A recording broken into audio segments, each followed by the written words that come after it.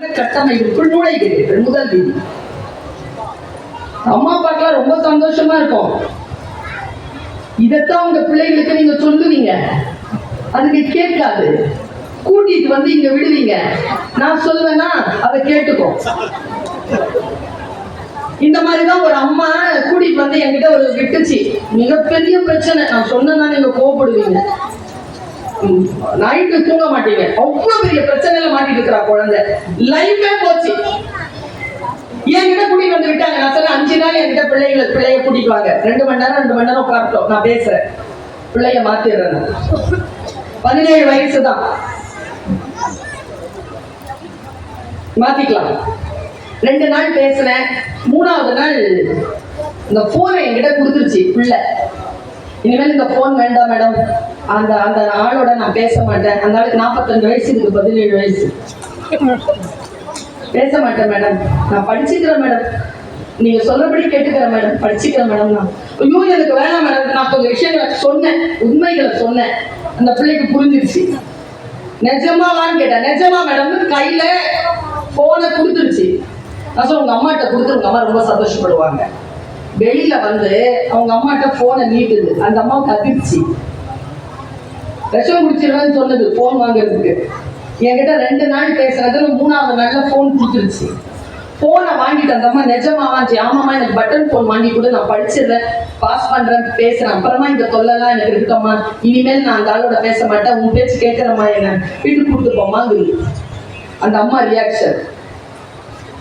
எங்க இருந்துதான் கோவம் வந்துச்சுன்னு தெரியல. அந்த அம்மா போனை எடுத்து உடைச்சிட்டு கால் வந்து செருப்பிடுச்சு. அந்த பொண்ணை அடிக்குதுங்க. சனியனே, 6 மாசமா நான் இதுதானே சொல்லுவேன். டிவியில பேசுறவங்க சொன்னா கேட்டுக்கியோ?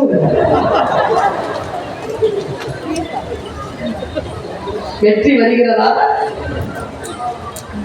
ஐஸ்கிரீம் வாங்கி தரலையா? அழுவுறியா? ஐஸ்கிரீம் வாங்கி கொடுக்குறாங்களா? கம்முன்னு சாப்பிடு, கீழே வீச. வாழ்க்கை வெற்றி வருகின்ற பொழுது அமைதியாக இரு, பேசாத, வாயை மூடிக்கொண்டு. உனக்கானது உனக்கு வந்து சேரும். இங்க ஒரு தெளிவுக்கணும். முதல் விதியா சொக்க வைக்குதா இந்த சொல்? 2வது விதியை சொல்கிறேன். உன் திட்டங்களை குறித்து யாரிடத்திலும் பேசாத. நிறைவான முடிவுக்காக காத்து. அறவைக்காட்டுல எல்லாருக்கிட்டையும் சொல்லிடாத. இந்த பிரபஞ்சத்துக்கு தனி சக்தி உண்டு.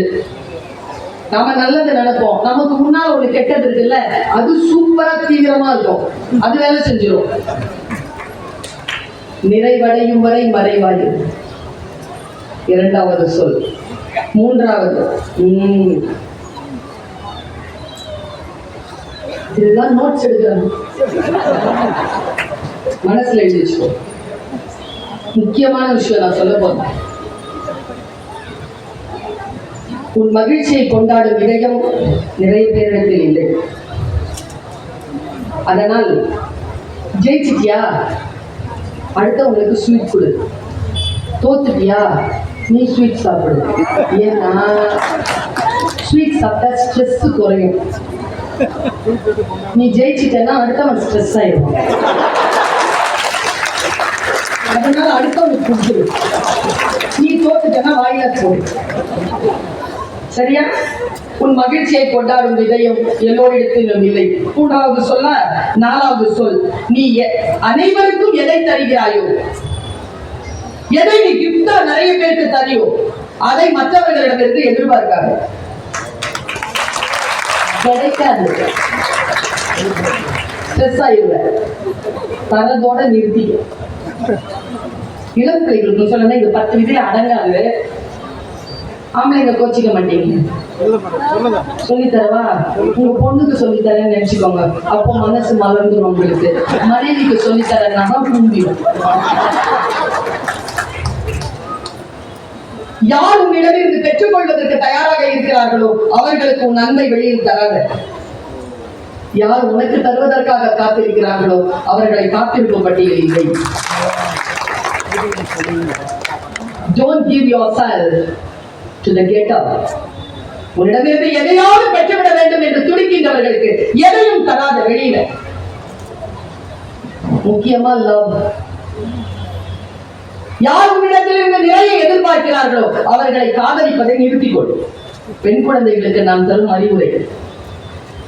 மற்றொன்று சொல்லுகிறேன், உன் வீட்டில உனக்கு எக்ஸ்ட்ரா சாக்லேட் கிடைக்கும். அதே எக்ஸ்ட்ரா சாக்லேட்டை வெளியில எதிர்பார்க்காத.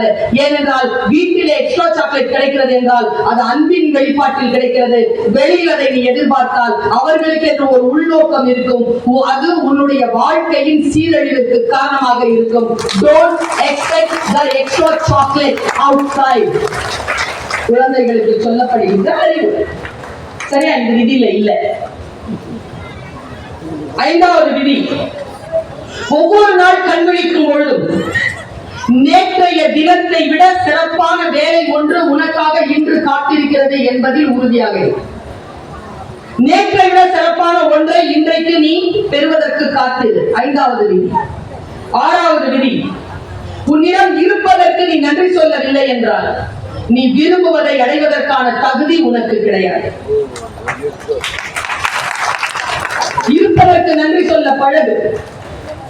இருப்பதற்கு நன்றி சொல்ல பழகக்கூடிய குழந்தைகளுக்கும் இளைஞர்களுக்கும் பெண்களுக்கும் ஆண்களுக்கும் முதியவர்களுக்கும் அவர்கள் விரும்பியது வந்து சேர்க்கிறது.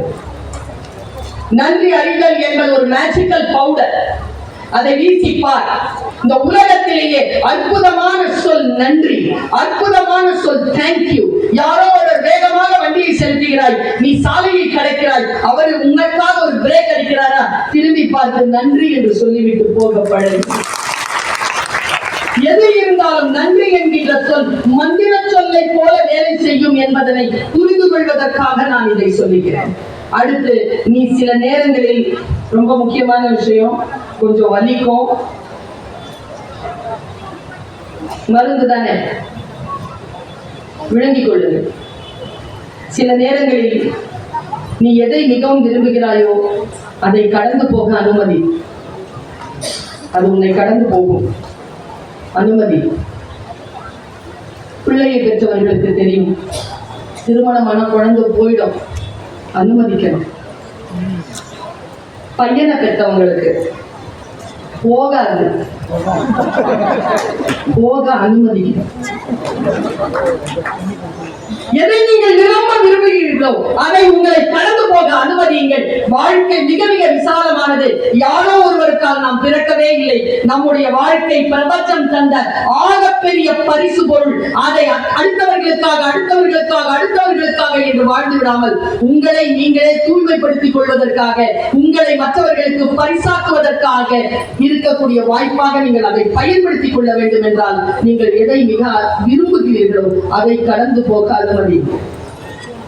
அடுத்து, விலையை பற்றி கவலைப்பட. பொம்பளை பிள்ளை கட்டிங்களா? கைத்துக்குங்க. எனக்கு என்ன ஆசை தெரியுமா பாப்பா, எந்த கடைக்காவது போனேன்னு வச்சுக்கேன், ஒரு விஷயம் பிடிச்சிருச்சுன்னு வச்சுக்கேன், அதை எடுங்க அப்படின்னு பார்த்து அதை என் வீட்டுக்கு கொண்டு போயிடணும்னு நினைப்பேன். ஆனா விலை பட்டியலை பார்த்தா பயமா இருக்கும். விலை பட்டியலை பார்த்து ஒரு பொருளை நீ வாங்கக்கூடாது என்றால், விலை பட்டியல் பார்க்காமல் நீ அந்த பொருளை வாங்க வேண்டும் என்றால், கை கடிகாரத்தை பார்க்காமல் நீ பணி செய்தாக வேண்டும். உழைக்காமல் அது உன் வீட்டிற்கு வராது. நீங்க எல்லாரும் நினைக்கிறீங்களா பரீன் சுல்தான் அப்படியே வந்துட்டாங்கன்னு? ராணிப்பேட்டை சென்னையில இருந்து வரணும், 4 மணி நேரம் ஆச்சு. என் கால் 2 வீங்கி போயிருக்கு உட்கார்ந்து. இப்போ மறுபடியும் நான் போயாகணும். காலையில 10 மணிக்கு எனக்கு அலுவலகம். இவ்வளவு பேருடைய அன்பு கிடைக்கிறது என்றால் நான் என் வீட்டில் உட்கார்ந்து பேசவில்லை. நீங்கள் உங்கள் வீட்டில் இருந்தால் நீங்க வருகிறீர்கள். நான் 200 கிலோமீட்டர் பயணம் செய்து உங்களை வந்து சந்திக்கிறேன் என்றால், சில விஷயங்கள் தேவை என்றால் சில விஷயங்களை நாம் விலையாக கொடுத்தாக வேண்டும். உங்கள் குழந்தைக்கு சொல்லுங்கள், there is a price tag. Everything, எல்லா விஷயத்துக்கும் பிரைஸ் டேக் இருக்கு. if you touch anything you have to pay. குழந்தைகளுக்கு அது தெரியல, ஃப்ரீயா வருதுன்னு நினைக்கிறாங்க. இல்ல, அவங்களுக்கு பிறந்ததுனால அது ஃப்ரீயா வருது. எல்லாருக்கும் ஃப்ரீயா வருது. தமிழ்நாட்டுல பிறந்ததுனால சில விஷயங்கள் உங்களுக்கு கிடைக்குது. எல்லாமே நீ விலை கொடுக்கிறாய். என்ன விலை தெரியுமா? இப்ப உதாரணத்துக்கு சொல்றேன்.